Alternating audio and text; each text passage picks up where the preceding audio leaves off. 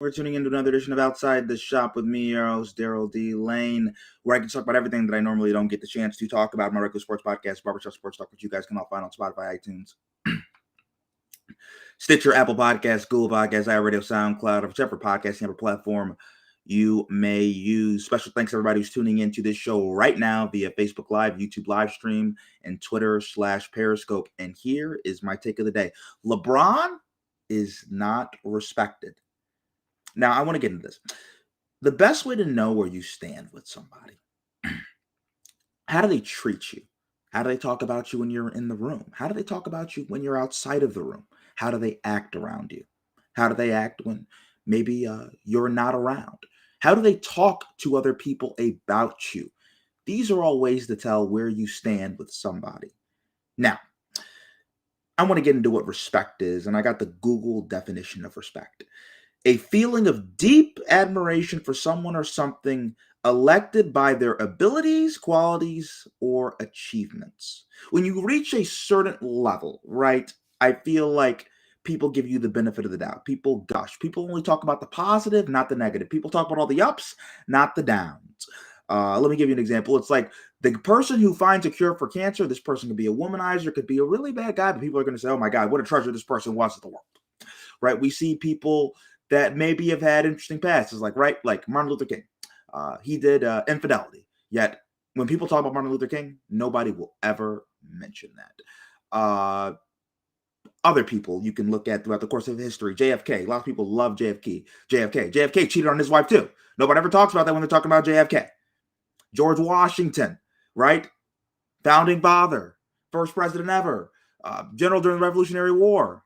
But he owned slaves. So when you reach a certain level of respect, people will talk about, no matter how bad the negatives are, they will only talk about the positives. And we kind of see this to a lesser extent in sports. When you look at Michael Jordan, right?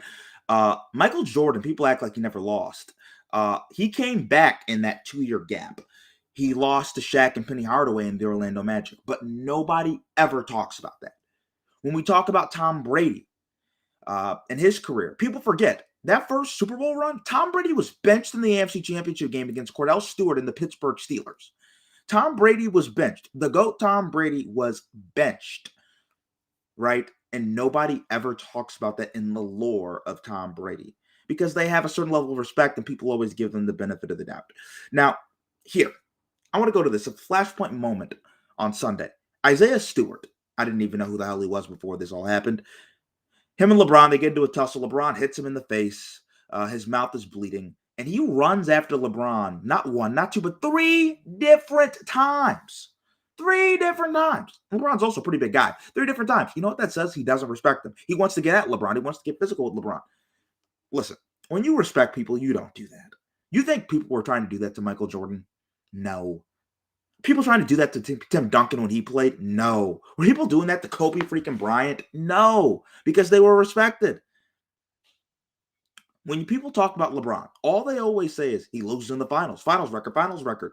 No killer instinct. Yet he's accomplished so much. A multiple-time league MVP, multiple-time finals MVP, multiple-time all-star, been to the finals multiple-time champion. But everybody always seems to talk about the negative. And this gets into what the fact is, I don't think LeBron's all that respected. Kevin Garnett did an interview yesterday. They asked him his ideal starting 5. He said Magic Johnson, Kobe Bryant, Kevin Durant, Kevin Garnett himself, and Wilt Chamberlain. The crazy thing about that whole list, LeBron wasn't mentioned. And Kevin Garnett said he could never look at LeBron as a GOAT because he's like little bro, little homie. But Kevin Durant's on this list, who was literally younger than LeBron and a peer of LeBron. That's just a shot at LeBron. KG doesn't have the same level of respect for LeBron that he has for other people. He just doesn't.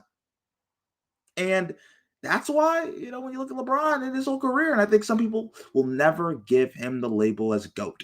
They just don't have that respect. There's not that aura that guys like Michael had, that Kobe had. There's a reason that Kobe gets put in the GOAT conversation, even though I don't think Kobe should be in that conversation.